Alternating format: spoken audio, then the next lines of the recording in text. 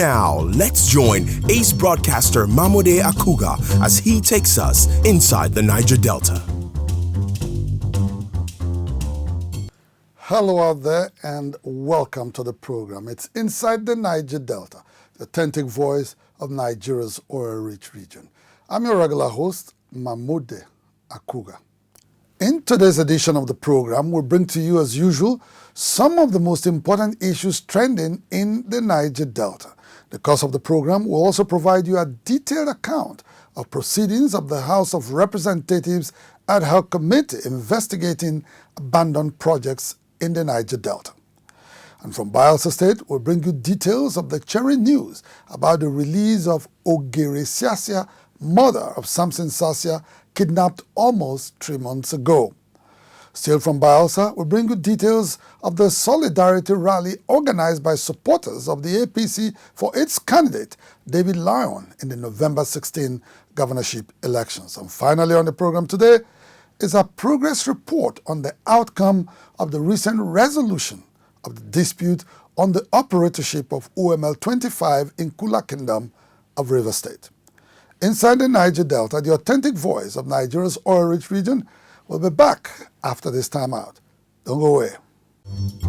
Inside the Niger Delta. Welcome back. It's Inside the Niger Delta, the authentic voice of Nigeria's oil-rich region. House of Representatives ad hoc committee investigating abandoned projects in the Niger Delta recently summoned all past managing directors and chief executive officers of the Niger Delta Development Commission, NDDC, to appear before it. The summons, issued by the lawmakers, ostensibly is to generate more facts in its investigations into the Commission's project delivery from 2008 to 2018. In this report, correspondent Tekena Amiofuri takes a look at the state of abandoned projects and the plight of NDDC contractors. In line with its mandate to investigate abandoned projects in the Niger Delta, the House of Representatives ad hoc committee invited Acting Managing Director of the NDDC, Dr. Akugha, and other top officials of the Commission to give account of its contractual processes from 2000 till date. The invitation was also extended to NDDC contractors handling various categories of projects in the region. Investigation by the lawmakers revealed that out of the 9,820 contracts awarded in the last 10 years, about 2,000 projects were abandoned by contractors. The ad hoc committee frowns at this development as it is counterproductive to the people's yearning for peace and development in the Niger Delta. Some contractors invited to testify before the ad hoc committee, however, blame the current state of abandoned projects in the Niger Delta on official greed and corruption in the NDDC. NDDC, they have an agent in the corner. They collect 15%. These are the agreement arrived with the agents. With us, we cannot get the money. If you go to the office of the EDFA, sir, you will see a lot of contract fights there. People that have achieved their milestones, people that have even completed their jobs without a dime, yet they are not still being paid. We find it difficult to raise money to go to site, to work. We'll go extra miles to get money. We go to communities who have issues with community. At the end, when we're done with this project, for we to get our money becomes a problem. Chief Jasper Jumbo, one of those who agitated for the establishment of the NDDC in the year 2000, had alleged that he was being owed 248 million naira for a contract completed and delivered about 6 years ago. They are still owing me after satisfactory completion. If they will owe me as a co-owner 248 million, then what are we talking about? For 6 years. That is a lot of our contractors, and it must stop. If they want 10% from me, and I tell them to their faces that they are criminals, I won't pay. They have forgotten the communities we set up this place for. Most of them here, none of their parents, none of their relations followed us for the years that we suffered. They nearly killed us. In her submission during the investigative hearing, the NDDC boss maintained that some of the contractors were responsible for the state of abandoned projects in the Niger Delta. Even though the contractors are saying they are giving the NDDC the blame, they too have a lot to play. They are given contracts, and some of them will abandon the jobs. Some of them will go back and compromise during my tenure, as God would permit, that nobody, and I'm saying it again, nobody will take any kobo from any contractor. Based on figures provided by the NDDC, over 20% of its projects awarded in the last 10 years have been abandoned. Members of the investigative committee have vowed, therefore, to recommend that the incoming NDDC board focuses on the completion of existing contracts before awarding new ones. The committee also has the mandate to get defaulting contractors back to site while ensuring full payment for contracts that have been successfully delivered. I'm aware that the federal government of Nigeria and this parliament has committed huge sums of money in order to make the oil-producing communities become one of the best in the country. But today, the act has been enacted by this parliament has almost been jettisoned. The constitution of the House of Representatives Ad Hoc Committee investigating abandoned projects in the Niger Delta follows a recent report by the Auditor General of the Federation indicting the NDDC for ineffective control in the process of contract awards and payment. Inside the Niger Delta. 76-year-old Beauty Ogere Siasia, mother of former player and coach of Nigeria's Super Eagles, Samson Siasia, was recently let off the hook of her abductors. 77 days after she was kidnapped from her Udoni country home in Sagbama local government area of Bayelsa State. Madam Beauty Siasia, appearing frail and weak, spoke to Inside the Niger Delta shortly after she was released on Sunday, the 29th of September 2019. The sickness at the sick side, they buy the tablet itself, food, they shop every day. Sometimes food is not there, themselves they drink gari, myself they drink gari. They go money, they cook, they shop, they cook soup, do a bar, gari, all of the shop. Now so they do tea, they talk say they are don't take for day again, send my wahala so they tired them. Make it go. The septuagenarian's abduction on July 15, 2019 was the second time she lost her freedom to kidnappers who first whisked her away from her Udoni country home in November 2015. I don't know for reason, no. I don't know for reason, no. Only God know. I don't know. Because of that Samson. Because of that Samson. Because of that Samson. Say my picking the Molonia. That's what they worry me like that. Released alongside the aged mother of Nigeria's former striker and Super Eagles coach were her minder and one Seyefa Sami, who was also kidnapped while attempting to negotiate her release. At times they will bring gari and beans, pulu gari and soup gari, yellow soup. But it's not well. Yellow soup with the gari again. We go carry gari, they swallow gari again. Morning, evening, at times afternoon, they will come. They will beat me, tie me up, so that I cannot go and do anything with them. Because they are guiding me with at least 4 people now they guide me. Mosquito, everything, sunfly, everything now they bite me. Commissioner of Police in Bayelsa State, Uche Anozie, said the release of Madam Siasia followed intensive pressure on her abductors. We gave them relentless pressure, and the pressure has paid off. And that is the reality we have seen today by her release. All over the world, policing is done with the collaboration of members of the public. Without the partnership of members of the public, it will be a little bit difficult for the police to achieve meaningful results. And that is why we are calling on members of the public, each community, to partner with us to ensure that we fight crime in their various communities so that they will be able to go about their lawful businesses unmolested by criminals. The recent development is a huge relief for the distraught Siasia family, particularly Coach Samson Siasia, who had earlier made a passionate appeal to the Nigerian authorities to secure the release of her mother. Inside the Niger Delta. And still from Bayelsa State, candidate of the All Progressives Congress, APC, in the November 16 Bayelsa State Governorship election, Chief David Lyon says when elected, his administration will deliver true democratic dividends to the people of Bayelsa State.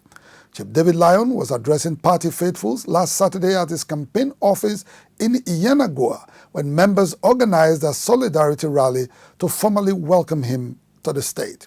He urged his supporters not to entertain any fears about the litigations against his candidacy, as victory against all such distractions is guaranteed. If you want to know the new person, it's not by flashing certificate of return for party. We have never seen it anywhere. We flash certificate of return of a party that have been flag bearer. My own, I'm waiting to take INEC certificate of return.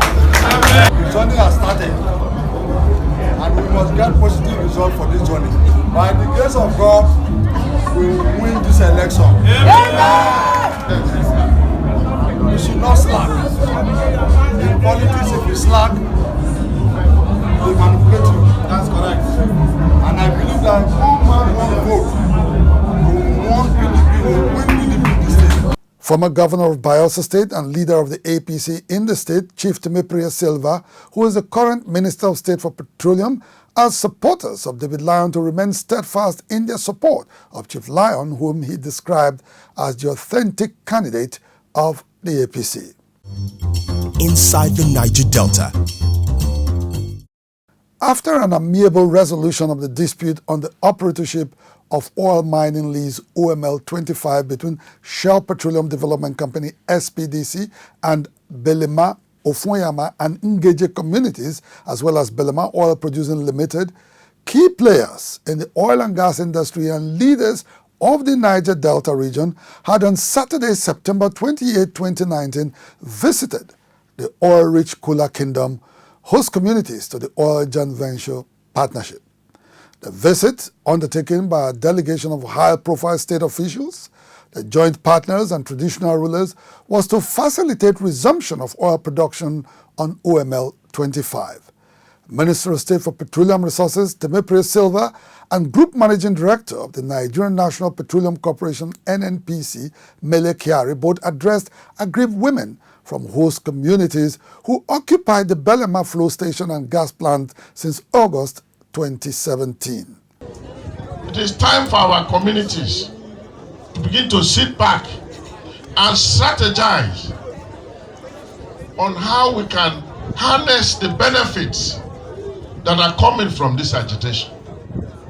This is the first time in my adult life to see this level of people visit a community like this. I'm telling you, I'm from an oil producing community like you too. The GMD of NNPC himself, my humble self as the Honorable Minister of State Petroleum, the MD of Shell, chiefs of the security of the Army, Navy represented. This is the first time this is happening. And if we don't take time, we will still be fighting after this happens and we will not benefit from this. I'm happy that when we start with Belema Oil, my younger brother Jack and Shell, we say, look, we have to end this so that the community can have peace. We are not looking for money, we are not looking for oil. We are looking for peace for this community. And you cannot have peace under this condition. Therefore we say, let us close this. We'll involve Belema Oil in the activities in this OML 25. Now we. Of the fuel station. The way Shell treat us, we say don't do. So nothing wey dem dey do for us. Na im make we say make dem go. We no wan see them again. But as now government don talk, our papa Buhari don come say make we join now. We don join, we don leave. But we don't get school. Our children no employment, no hospital, no scholarship, no water. So all this one wey we dey tell her, we be the women na im dey suffer am. Not gonna help us do this thing for us. After a formal reception by host communities of OML 25, Minister of State for Petroleum Chief Timipriya Silva, in company of Group Managing Director of NNPC Mele Kyari, who were both conferred with chieftaincy titles, proceeded to commission the NNPC Belema Oil Joint Venture Potable Water Project. For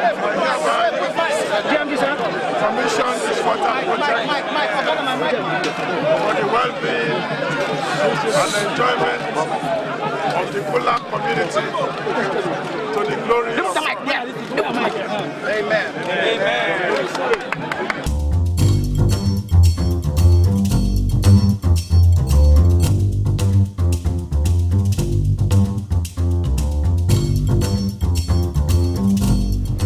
They also performed a groundbreaking ceremony for the President Muhammadu Buhari 85-kilometer Kula Degema Port Harcourt Expressway. Groundbreaking for the road construction of 85-kilometer President Muhammadu Buhari Kula Degema Port Harcourt Expressway by His Excellency myself, Honorable Minister of State, Petroleum Resources, 28 September 2019.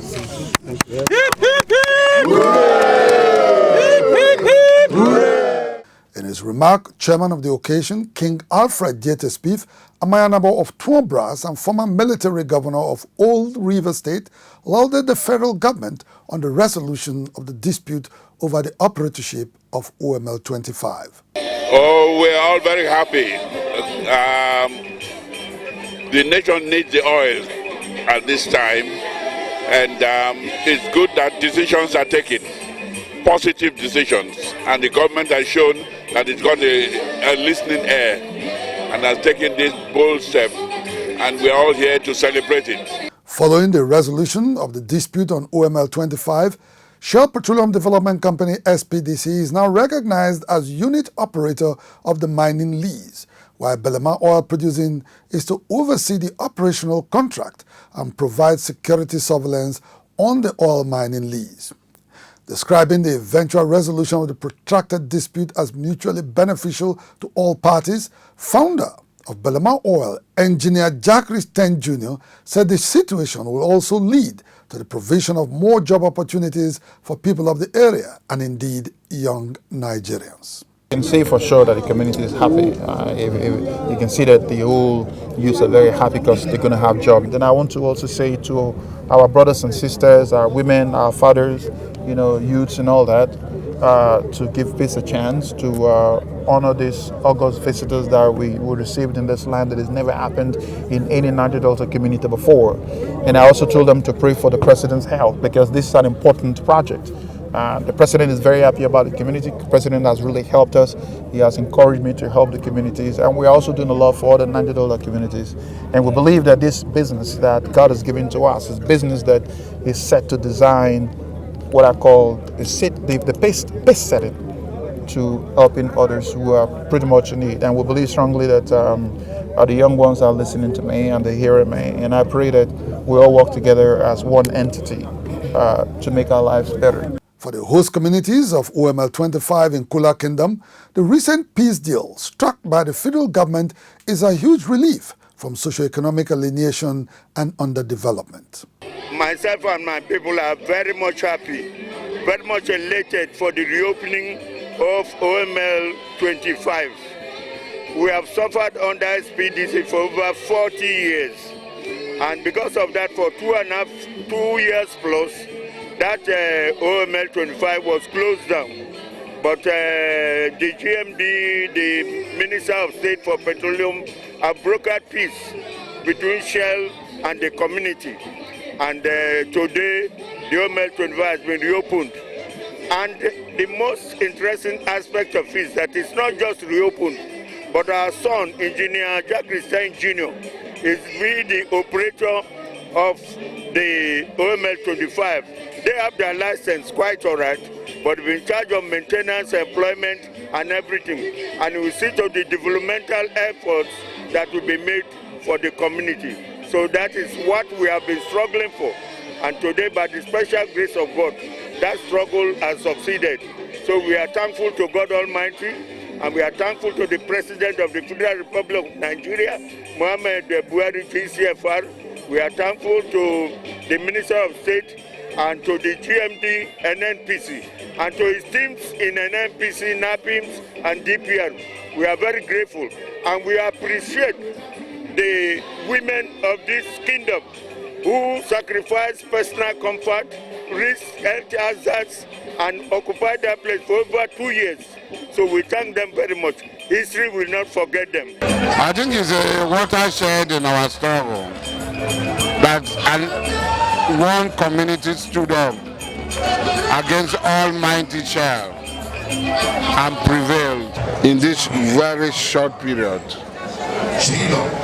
Over 3,000 youths are engaged. All these youths you see, they are engaged from different communities.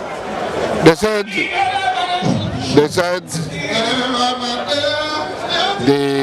an idle mind is a devil workshop. So if there are no idle minds, why would the devil set up his workshop? So we look elsewhere to go and set up his workshop. A lot of things are happening that have never happened, that we've never imagined in this short period of time. So we believe that Belema, under Engineer Ten Jackeries, had the capacity to manage OML 25. This is just, we were looking for a bigger trophy. We got something less, but we're happy with it. Well, we know that at the end of the day, we'll surely have the prize we have been eyeing at. Earlier, the Minister of State for Petroleum, Chief Temepere Silva, Group Managing Director of NNPC Melekari, in company of the MD of Shell, Osage Ogumbo, had visited the River State Governor, Nyesom Wike. The Honorable Minister of State had appealed to the Governor for more cooperation between all stakeholders to ensure a peaceful and conducive atmosphere for the smooth operation of oil exploration and exploitation companies. This has been a problem, a long-standing problem in the Gola community. It's been resolved. Let us now agree to take this as a model and begin to replicate it in other communities where there are problems. Let us try, Your Excellency, to close ranks as a people. I'm now not speaking as part of the delegation, but as somebody from the Niger Delta. Let us close ranks and ensure that this problem is put to rest finally. In his response, Governor Wike expressed satisfaction that the dispute had been resolved, but warned Shell to abide by the terms of the resolution to ensure that the communities will continue to be cooperative. If people have not settled, so there is nothing like we have no role. We have no role. In the high-powered politics, people are playing the oil industry. So why should that not be shifted to us? So we have no role. Ours is, we will always advise communities, cooperate with people who are carrying out business in their various areas. The oil communities too should be able to respect the memorandum of understanding they have with communities. That will bring peace amongst them. The problem is, our share goes in there now. Whatever they have agreed with the communities, let them implement it. And that is all. If they implement, they will do their work. But if they don't implement, there will be another crisis amongst them. And then they will call government to come in. Ours is to make sure that people carry out their business in a very conducive environment. The Saturday, July 28th stakeholders visit to OML 25 communities and facilities turned out to be a carnival in Kula Kingdom. Several entertainers performed at the reception for guests. One guy, he go APC, collect for here, go PDP, collect rice for this side, collect groundnut oil for this side, go use APC rice, carry PDP groundnut oil, they cook APC rice. Rice not done, see now, they still cook. Well, it goes without saying that the long-suffering host communities of Kula Kingdom are the main beneficiaries of the recent peace deal, which provides them a window of participation in the restructured oil venture on OML 25. They must be commended for embarking on the peaceful protests and remaining resilient in the face of adversities. Indeed, their approach to the struggle for an existence in Kula Kingdom is not only commendable, but also worthy of emulation by other oil-producing communities in the Niger Delta region. Well, that's our package on the program for this week. Inside the Niger Delta, the authentic voice of Nigeria's oil-rich region. The program will be back on this station same time next week. Until then, you can follow us on our social media handles showing right now on your screen. On the same time, same station next week, I am Mamode Akugha saying thank you all so much for watching and bye for now.